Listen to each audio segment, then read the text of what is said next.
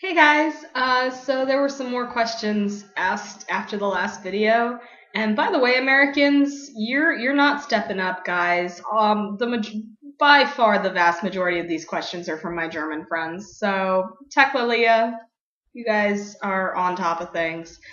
Leo wanted me to talk about the perception of homosexuality in Korea. I'm going to do a real brief thing on that in this video, mostly because one of the videos that I put in the comments or in the links for the last video, the one from yesterday, from Eat Your Kimchi, they do a really in-depth kind of talk, and they know more about it than I am.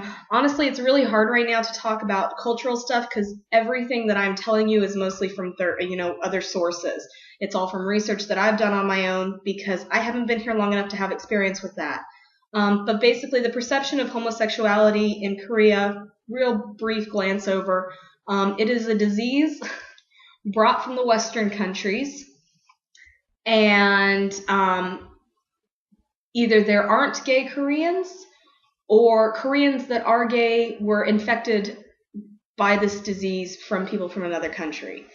Now, obviously, that does not apply to the entire population. That's just, especially the older traditional crowd, that's what they do. There are a lot of young people that are completely fine with homosexuality, especially in the big cities. Like I said, I haven't been here long enough to really have any sort of experience or opinion on this subject.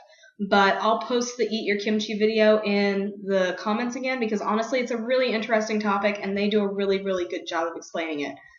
The other questions, Tekla is asking what stereotypes do Koreans have about Americans and Germans, if you happen to know that. As far as stereotypes about Germans, I haven't talked to enough Koreans at this point really about anything of substance to have that, but I will tell you that I met a Korean this weekend who studied in Frankfurt and knew German, and I talked to him in German and it was hilarious. Yeah, but stereotypes do Koreans have about Americans? It mostly goes back to my students asking me if I ate cheeseburgers all the time and if I had a big house with a big yard. That's all I've got at this point. I'm going to save these questions and touch on them. I'm going to keep like post-its.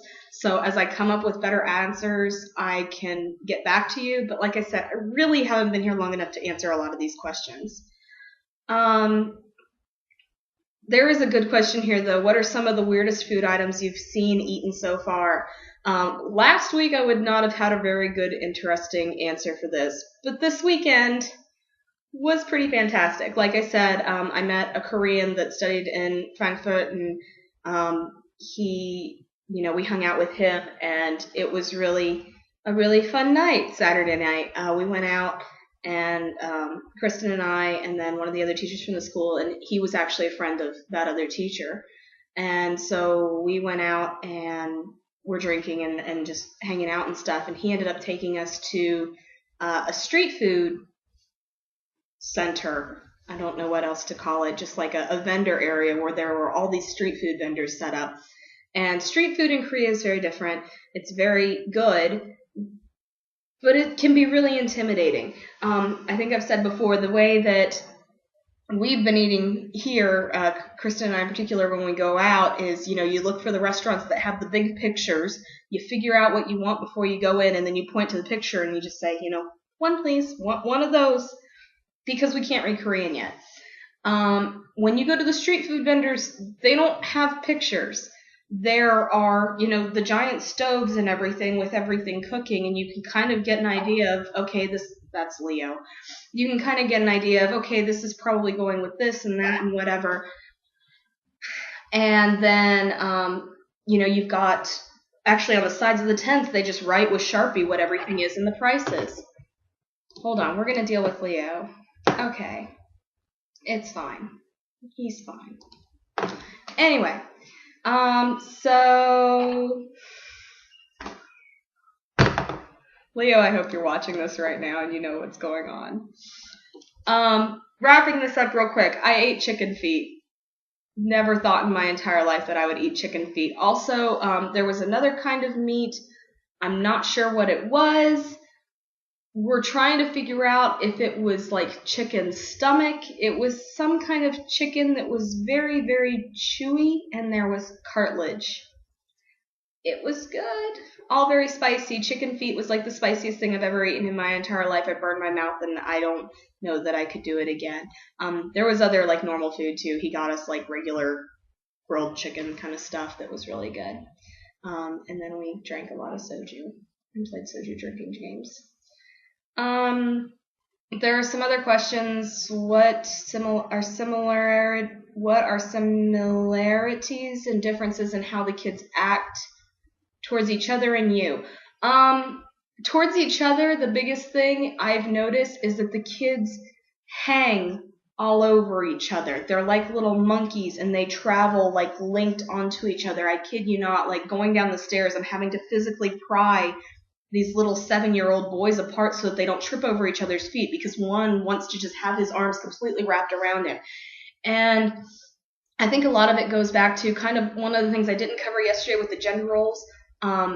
It is completely fine here for a straight man and another straight man to walk around holding hands. Not even a thing. Not even batting an eyelash. You'll see, Kristen and I were just losing it because, and same for girls. But yeah, like you'll go to the club and you'll see two guys dancing together, like club dancing, and it's not because, as soon as they're done, they go back to their girlfriends. It's just a thing. They're good friends, but yeah, and with the little kids, it just equates to them hanging all over each other all the time. Lots of physical, all the time. As far as how it relates to me as a teacher, it's different here. In the U.S., if you're a teacher, you do not touch your students. There is no physical contact of any kind. If it is, you pat on the head, good job, okay, on the back, okay, but very hands off. You do not touch your students. Here, if a kid falls on the playground, you are expected to scoop that child up in your arms and just cuddle him until he stops crying. And, even during the day, your students come up and they give you big old hugs, and you give them hugs back, and you pick them up and you pat them on the back, and lots of, my favorite was during like one of our big auditorium things. It's not really an auditorium, it's just like a gym, and they have all the kids sit on the floor and they sit in lines. And I was laughing at this, like the Korean teachers would just go up to one of the lines, and one of the kids, they would just like pull him out, like physically just kind of grab him by the legs, pull him out of the line, give him a little hug, and look at his little face, and oh, you're being so good, okay, put you back in the line, and the kid just sits there like, okay. And it's just so, they're very physical, and that's cool. I wish we could be like that in the States. We're so freaked out about everything, and for good reason. We have a lot of crazy people. But yeah, honestly, we were told if a child falls, because there's cameras everywhere in our school. Every classroom has a camera, every hallway, every square inch of our school is covered. And the parents will come in and watch. And if a parent comes in and is watching the camera and sees that her kid fell, and we didn't immediately rush over and like pick that child up and comfort them, they will get angry at us because why didn't you help my child? He's crying. Why wouldn't you comfort him? So that's different, go from this whole hands off, I'm not allowed to touch you ever no matter what, to I'm expected to pick you up and cuddle you. I have no problem with it. I love little kids. I love cuddling kids. It just feels weird sometimes because they're not my kids, and I don't know their parents, and that whole Western American thing tells me that this is not good. This is not good. The parent's going to yell, but actually the parent would yell if I didn't. This video is going really long. I'm going to answer Leo's Skype, and then I have to go to my Korean class. So I will talk to you guys later, and thanks for the questions. I'm sorry I can't answer most of them. I'll keep working on it, though, okay? All right. Bye.